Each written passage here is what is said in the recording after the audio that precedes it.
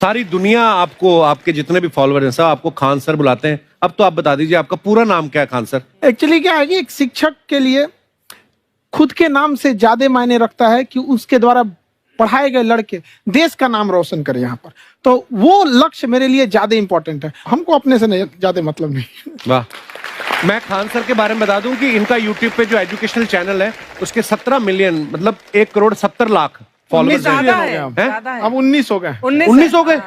बाप रे, क्या बात है, वाह। तो लॉकडाउन से पहले सर 30,000 थे। हाँ। एकदम लॉकडाउन के बाद जितनी आपकी सब्सक्रिप्शन बढ़ी है उतनी तो ओटीटी प्लेटफॉर्म्स की नहीं बढ़ी जितनी आपकी बढ़ गई। ये नेक काम की शुरुआत कैसे हुई थी खान सर? लॉकडाउन से पहले हम लोग ना ऐसे फिजिकली क्लास में ज्यादा पढ़ाते थे। अच्छा जी। क्लास में भी बहुत भीड़ रहती थी, लड़के पढ़ नहीं पाते थे। मजबूरी हो गई लॉकडाउन के बाद यूट्यूब पर पढ़ाना, क्योंकि दूसरा कोई ऑप्शन ही नहीं था। और हमको भी नहीं समझ में आया कि लोगों ने क्यों इतना ज्यादा सब्सक्राइब करते गए, क्योंकि हम तो वैसे ही पढ़ा रहे थे जैसे पहले पढ़ाते थे वहां पे।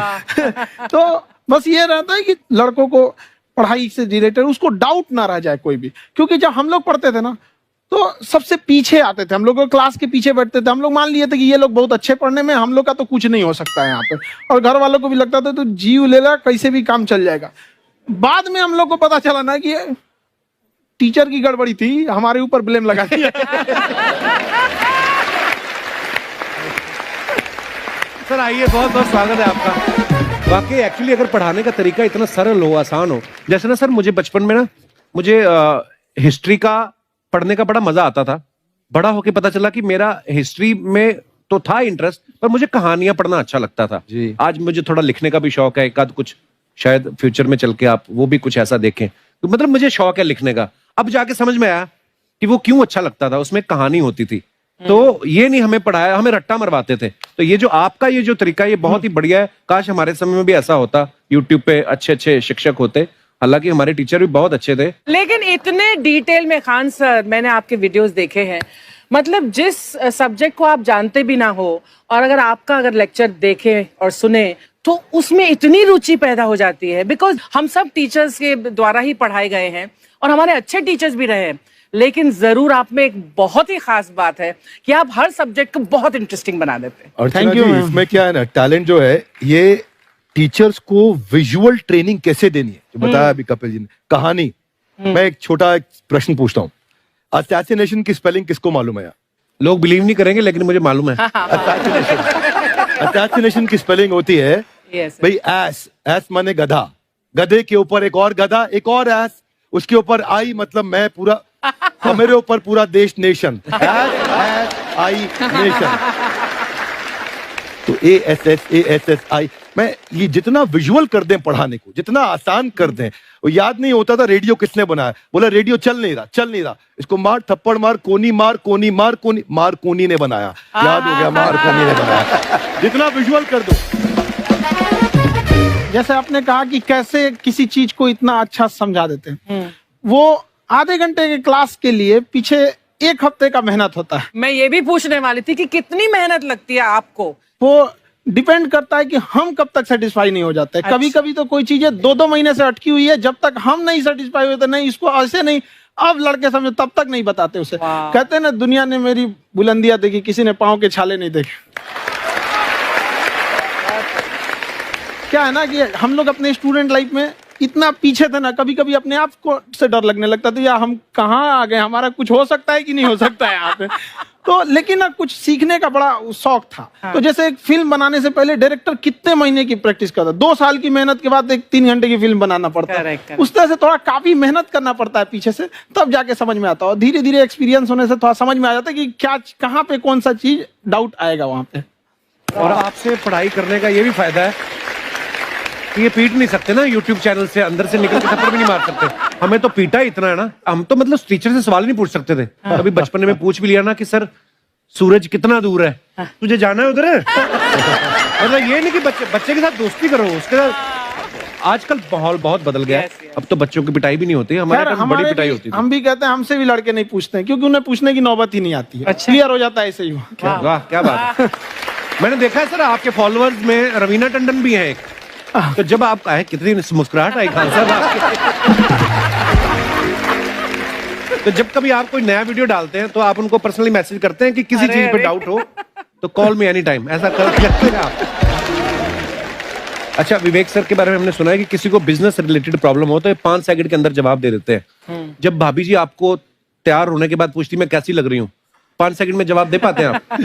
देखिए, इसमें तो सभी लोग पीड़ित हैं और हर जगह, हर घर में ये जरूर सुना होगा सबने कि बच्चों के चक्कर में तुम्हारे साथ रह रही है, वरना तुमको तो कब का छोड़ के चली गई होती। ये बड़ी कॉमन बात है। So right. So right. Parmeet sir बोलते हैं आपको ऐसा? आप तो कभी नहीं बोलती होंगी। इनका उल्टा है, इनका एटीट्यूड पति वाला है वैसे, तो इसलिए। क्या प्रॉब्लम है? नहीं, कोई औरतों को प्रॉब्लम मतलब मर्दों से कम बिल्कुल मत समझो। नहीं, ठीक है, पर ऐसे मुक्के वगैरह नहीं मारने चाहिए आपको। सर आपने अभी तक शादी नहीं की ना खान सर? नहीं। इतने पॉपुलर हो गए आप, आपका सेंस ऑफ ह्यूमर इतना अच्छा है, तो बड़े सारे प्रपोजल तो आते होंगे आपको। अभी तो इधर कुछ नहीं है सर। खान सर पर्सनल सवालों का जवाब कम देते हैं। अच्छा, जैसे हम शादीशुदा लोगों को देखने के बाद हमको थोड़ा सा और अच्छा, कई बार ना इंसान ज्यादा मोटिवेशनल स्पीकर्स को सुन लेना तब भी कंफ्यूज हो जाता है। कोई कहता है बड़े सपने देखो, गाड़ी लो, बैंक बैलेंस बनाओ। कोई कहता है कि इच्छाएं नहीं रखनी चाहिए, ये दुखों का कारण है। हम किसकी सुने गुरुजी? सुने सबकी, करे खुद की। जो दिल से निकले। दिल से निकले, क्योंकि जो सुनते हैं हम कई बार सुनते हैं और उसको खुद की प्रोसेसिंग करते ही नहीं है, और जब दूसरों की बातें सुनकर बिना प्रोसेस करके फॉलो करने लगते हैं, उसी को तो हम अंधश्रद्धा कहते हैं। बिल्कुल। उसको प्रोसेस करें, अपने दिल से जो रेजोनेट होता है उसको सोचे और फिर करें। मम्मी सुना, मेरी मम्मी के आगे डॉक्टर फेल है। मम्मी की जो सहेली ऑन द स्पॉट इसके साथ बैठी है, और इनको अगर कोई प्रॉब्लम है, फॉर एग्जाम्पल कोई शुगर की प्रॉब्लम है, तो उन्होंने जो बोल दिया वो अंतिम सत्य है। ले मैनू फलानी कहंदी है, ऐ खा लो तो ऐ हो जाता है। ये सवाल मैंने आपके लिए पूछा था। I wanted to ask Khan sir कि आपका एक एपिसोड था ट्रेन के बारे में, कि ट्रेन में ऐसा क्यों होता है, शुरुआत में ऐसा हुआ था, ये यहाँ पर बोगी के लिए ये कनेक्शन, तो ये सोर्स क्या होते हैं आपके, कहाँ आपसे से सुन ढूंढ के लेंगी, लाते उसके हैं? बाद खुद का चैनल शुरू करेंगी।